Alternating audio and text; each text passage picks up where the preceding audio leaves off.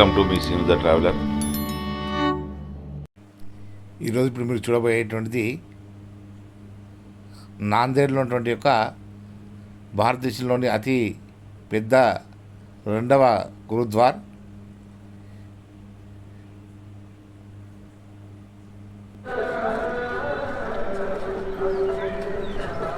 Welcome to me Seenu the traveller. నాందేడ్లో ఉన్నటువంటి ఒక భారతదేశం అతిపెద్ద రెండవ అతిపెద్ద గురుద్వారా మనం వచ్చాం. భారతదేశంలో ఉన్నటువంటి ఒక అమృత్సర్లో ఉన్నటువంటి మొట్టమొదటి గురుద్వార్, అది ఫస్ట్ ప్లేస్లో ఉంటే ఇది సెకండ్ ప్లేస్లో ఉంది. దక్షిణాది ప్రాంతంలో, అది కూడా మహారాష్ట్ర ప్రాంతంలో ఈ యొక్క గురుద్వారా అనేటువంటిది అతిపెద్ద గురుద్వారా ఉంది. మీరు చూసినట్లయితే అటువైపున పెద్ద షాపింగ్ మాల్స్, అదేవిధంగా అవుట్ సైడ్ ఉంది. ఆ ఇరువైపులా పెద్ద ఎత్తైనటువంటి ప్రదేశాలు మీకు కనిపిస్తున్నాయి. చాలామంది సిక్కు మిత్రులైనటువంటి వాళ్ళు ఇక్కడికి వచ్చి తమ యొక్క భగవంతుడు గురువు అయినటువంటి గురు గ్రంథ్ సాహిబ్ రాసినటువంటి గురువు యొక్క దివ్యధామానికి మీరు చూసినట్లయితే మొత్తం పంజాబీ భాషలోనే మనము మహారాష్ట్రకు వచ్చామా లేదా పంజాబ్కి వచ్చామా అనేటువంటి కనిపిస్తుంది. చాలామంది పంజాబీలు ఈ ప్రాంతంలో మనకు కనిపించడం సంతోషదాయకంగా ఉంది. చూడండి, మీరు అంతా చూసినట్లయితే చాలామంది మహిళలు, పెద్దవాళ్ళు రకరకాల పగడీలు కట్టుకొని, ఆ పగడీల ఉద్దేశం అయితే మాకు తెలియదు, కానీ భిన్నమైనటువంటి పగడీలు ఈ యొక్క నిర్మించుకొని ఉండడం జరిగింది. మీరు మన కొంతమంది మాటతో మాట్లాడదాం. देखिए, बहुत से लोगों को अपने अपने धर्म के विकास के लिए कुछ प्रयत्न करते हैं. तो मैंने देखा मेरे 55 साल की उम्र में कोई एक पंजाबी भीख मांगते हुए मैंने नहीं देखा, और कोई एक पंजाबी दूसरे लोगों को नष्ट करने की प्रयत्न भी नहीं करना मैंने नहीं देखा. तो ऐसा धर्म आपका धर्म है. आपके धर्म के बारे में समाज को क्या बताना चाहते हैं, बताइए. हमारा जो धर्म है, वाहिगुरू जी का खालसा वाहिगुरू जी की फतेह. तो हमारा जो सिख धर्म के बारे में आप बोल रहे हो कि हमारे धर्म में कोई भीख नहीं मांगता, ये बात बिल्कुल सच है. हमारे धर्म में कोई भी आदमी भीख नहीं मांगता हुआ मिलेगा. और दूसरा, हमारे जो धर्म के लोग हैं वो किसी भी आदमी को जो उनके आसपास रहते हैं उनको भूखा नहीं सोने देते. जितने भी लोग दूर दराज से आते हैं वो सब लोगों के लिए लंगर पानी का सब इंतजाम व्यवस्था हमारे धर्म में किया जाता है. और हमारा धर्म इसलिए सबसे आगे और दुनिया में माना जाता है कि हमारे धर्म में, सिख धर्म में जितने भी जगह गुरुद्वारा साहब हैं, कहीं भी चले जाओ, सामने 24 घंटे लंगर चलता है. 24 घंटे और 7 दिन लंगर चलता है. लंगर चलता है. लंगर प्रथा है. ये हमारे जो पहले गुरु थे, सिख धर्म में 10 गुरु हुए हैं और उनसे आगे श्री गुरु ग्रंथ साहब जी. तो जो सिख धर्म में पहले गुरु थे गुरु नानक देव जी, लंगर प्रथा उन्होंने चलाई थी. उन्होंने भूखे साधुओं को लंगर चलाया था 20 रुपये का. जो 20 रुपये का लंगर है वही बढ़ के आगे इतनी दूर अब तक पहुंचा हुआ है. अब करोड़ों लाखों लोग लंगर छकते हैं दिन भर में, और कोई भी आदमी भूखा नहीं जाता. आप किसी में शहर में जाते हो, आपको कहीं भी लंगर ना मिले तो आप गुरुद्वारा साहब पता कर लो, आपको वहाँ लंगर मिलेगा. वहाँ आप भूखे नहीं सो सकते. ये हमारे धर्म की जो पहले से प्रथा चली है, कोई भी आदमी भूखा नहीं सकता. మానవ సేవ మాధవ సేవ, మానవుని సేవ చేయడం అనేటువంటి భగవంతుని సేవ చేయడం లాంటిది. అటువంటి గొప్ప ధర్మం అనేటువంటిది సిక్కు ధర్మం. ఆ ధర్మం లోపల ఎవరు కూడా ఉపవాసం ఉండవచ్చు, ఖాళీ కడుపుతూ ఉండవచ్చు, జీవించవద్దు అనేటువంటి ఉద్దేశం. ఇటువంటి గొప్ప ఉద్దేశాలైనటువంటి ఈ ప్రదేశం లోపలికి రావడం అంత సంతోషం. जो हमारे सिख धर्म है ना, ये सिख धर्म में हमारे गुरुओं ने हमको जो सिखाया है, जितने भी दुनिया के धर्म हैं, जैसे 4 धर्म माने जाते हैं, हिंदू, सिख, ईसाई, मुसलमान. ये चारों धर्मों के लिए हमारे गुरुओं ने 4 दरवाजे बनवाए हुए हैं गुरुद्वारे में.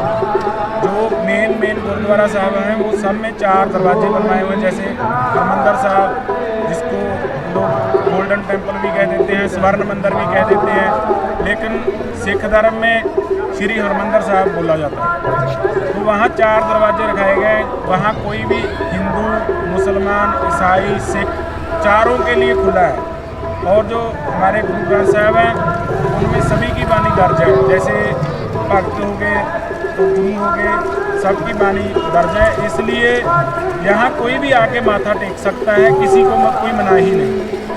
तो इसके बाद जो गुरु साहब उन्होंने जो हमें शिक्षा दी है, किसी के साथ बैर विरोध नहीं करना, किसी के साथ भेदभाव नहीं करना, वो सब सिख धर्म में नहीं है। सिख धर्म नहीं करते, सिख धर्म के जो लोग हैं वो नहीं करते।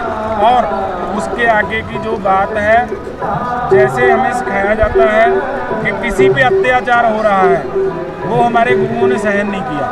छोटे छोटे 2 बच्चे 7 और 9 साल के, उनको नीहों में चिन दिया गया था। गुरु गोविंद सिंह जी के जो छोटे साहबजादे थे, हम उन्हें बाबा जोरावर सिंह और बाबा फतेह सिंह जी कहते हैं।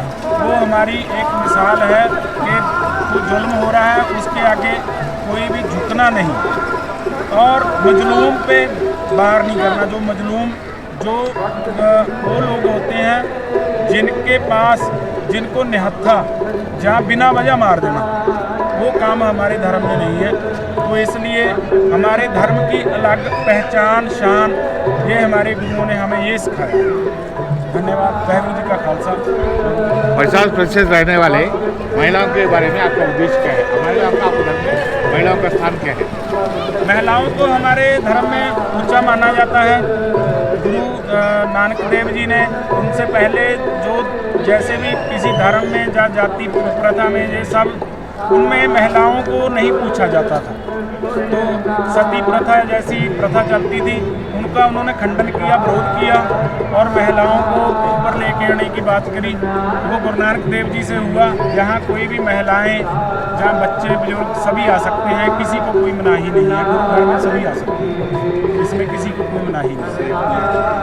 यहाँ सेफ्टी है, हर का आदर सत्कार किया जाता है। जैसे आदमी को माना जाता है, ऐसी जो बहनें हैं हमारी, महिलाएं हैं, उनको सबको माना जाता है। ये धर्म तो पंजाब प्रांत में पहले, वहाँ से यहाँ तक वो कैसे आ गए, क्यों आ गए? क्योंकि ऐसा इतना बड़ा मंदिर बना है, क्योंकि बीच में बहुत से राज्य है, मध्य प्रदेश है, बिहार है, छत्तीसगढ़ है, आंध्र प्रदेश है, तेलंगाना है। इस प्रांत में सभी भी छोड़कर यही इतना बड़ा मंदिर बनाने का वजह क्या है, कारण क्या है? ये गुरुओं की जो यही अनोखी बात रही है। उन्होंने, अगर गुरु गोविंद सिंह जी यहाँ पे ना आते तो यहाँ के लोगों को सिख धर्म के बारे में शायद ना पता चलता। सिख धर्म क्या है, ये यहीं की बात नहीं कि सिख गुरु यहाँ पे किस लिए आगे, आपका सवाल ये था ना। लेकिन यहाँ की बात छोड़ो, गुरु तो यहाँ से चल के पूरे भारत के बाद जो बाहर के विदेश है ना, विदेशों में भी गुरुओं ने जाके अपना सिख धर्म का प्रचार किया। वहाँ भी जाके जो अत्याचार हो रहे थे उनके खिलाफ लड़ाई लड़ी। बाहर के बहुत सारे देश हैं जिनमें वो गुरु नानक देव जी ने 4 उदासियाँ की, वो 4 उदासियाँ अलग अलग मुल्कों में उन्होंने की है। तो यहाँ आने का मकसद ये भी रहा, जैसे पूरे भारत में कहीं भी सती प्रथा थी, कहीं कुछ था, कहीं कुछ था, कहीं जुल्म हो रहा था। जैसे गुरु तेग बहादुर जी, उन्होंने बलिदान दिया, दिल्ली में अपना शीश कटवाया और सभी लोगों को मानते थे। उनके साथ भाई दयाला जी और सारे उन्होंने साथ में अपना बलिदान दिया। तो हिंदू धर्म के लिए जो गुरु तेग बहादुर जी हैं, उनको हिंद की चादर बोला जाता है। गुरु गोविंद सिंह जी यहाँ आके रहे, इधर के जो लोग थे उनको सिख धर्म के बारे में पता चला और आज इतने यहाँ पे कितने विदेशों से और दूर दूर से लोग आ रहे हैं। इसलिए गुरु गोविंद सिंह जी अपना धर्म का प्रचार करते हुए सारी जगह आते जाते हैं। सचखंड श्री अफजल नगर, यहाँ पे गुरु गोविंद सिंह जी इसलिए है। मैंने देखा कि बहुत से लोग अलग अलग रूप के पगड़ियाँ बन के रहे, उसका क्या अर्थ क्या है? कोई बड़े गुरु है क्या वो? मैं पगड़ी में भी अंतर है, कुछ लोग बड़े पगड़ी बन पगड़ी में ऐसे हैं जो अभी जैसे क्या कैडर डिजिग्नेशन होता है क्या? कोई इन लड़कों ने बांध रखी है, दिखा दो। हाँ, जहाँ हम सभी ने बांध रखी है। हाँ, इसे पटियाला शाही बोलते हैं। पटियाला शाही पटियाला शाही पगड़ी बोलते हैं। ये ज्ञानी दत्त सिंह जी ने शुरू की थी। और इससे पहले जो गुरुओं ने हमें दी वो एक गोल पगड़ी रहती है। उसके बाद जो जैसे नीले बाणे में आपको बाबा जी दिखते हैं उनको निहंग सिंह बोला जाता है, वो बाबा फतेह सिंह जी से शुरू है। वो उनकी जो लग विरासत है, ये है सारे सिख धर्म और सिख ही हैं, लेकिन वो पहरावा अलग हो जाता है, उनकी एक संप्रदा चली हुई है, वो मर्यादा अलग है, उसमें ज़्यादा कठिन है। तो उसमें लोग रहते हैं, हम जैसे कामकाज खेती बाड़ी ये वो करते हैं, इतना काम करते हैं, ऐसे हमको भी मनाही नहीं है, हम भी करते हैं, लेकिन वो जिसको जैसा ठीक लगता है वैसा कर लेते हैं, लेकिन सब पक्के हैं। पूरे जो हमारा धर्म है उसमें सारे लोग उनकी पगड़ी भी तो एक कुछ उसको तमाला बोलते हैं, सिंबल लगा उनको तमाला बोलते हैं, तमाला साहब बांधते हैं और उनको गुरु की लाडली फौज माना जाता है। तो हर सिख भी एक शस्त्र रखता है, उसका शस्त्र रखा जाता भाई ने बोले हमारे दर्शन को आए हो, शस्त्र लेके आना, दर्शन कर रहे हो भाई के सामने, शस्त्र खड़ा केस पानी का कार्रवाई साथ में आना। महाराज ने ये हमारा शिक्षा दिया। जो शस्त्र है ना, वो हमारे जो 6वें पातशाह जी रहे गुरु हरगोबिंद साहब, उन्होंने हमें शस्त्र दिए, एक मीरी और एक पीरी, 2 तलवारें दी।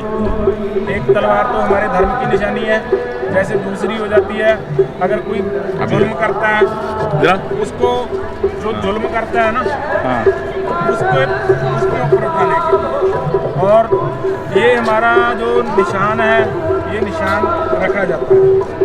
वो ज़्यादातर जो निहंग सिंह है वो दोनों रखते हैं अपने पास, आम सिख है वो एक कृपान पहन कर रखता है। ये हमारा जैसे पंजाब के अंदर तो पॉलिटिकल लोग, वहाँ हमारी कम्युनिटी रहती है।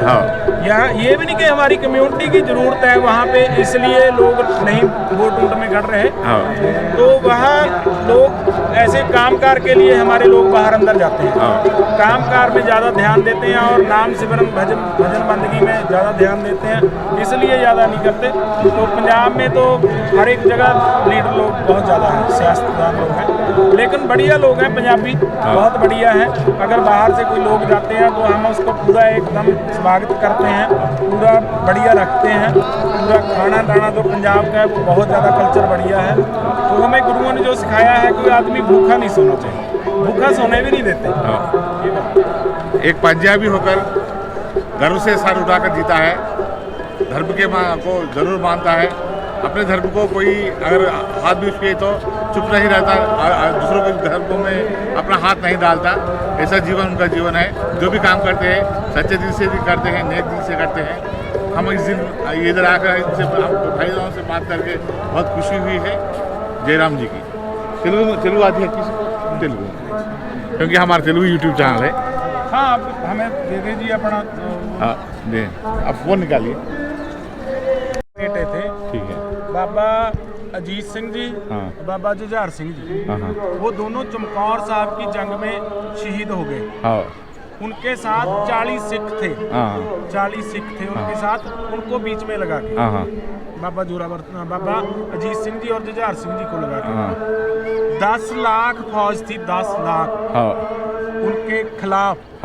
मुगलों की जो फौज थी औरंगजेब की, वो 10 लाख लोग थे। 10 लाख लोगों को एक रात में खत्म कर दिया। उसमें से 350-60 के आसपास लोग बचे थे और शहीदी पा गए बाबा अजीत सिंह जी और जुझार सिंह जी, जो बड़े बेटे थे सिंह जी के। और जो बाकी के लोग थे 350 मुसलमान जो उनको मारने वाले लोग थे, वो 350 बचे थे। तो अभी देखो 1.25 लाख से एक आदमी लड़ गया। 1.25 लाख से एक आदमी लड़ा है। हाँ, गुरुओं ने बोल रखा है, वाणी में दर्ज है,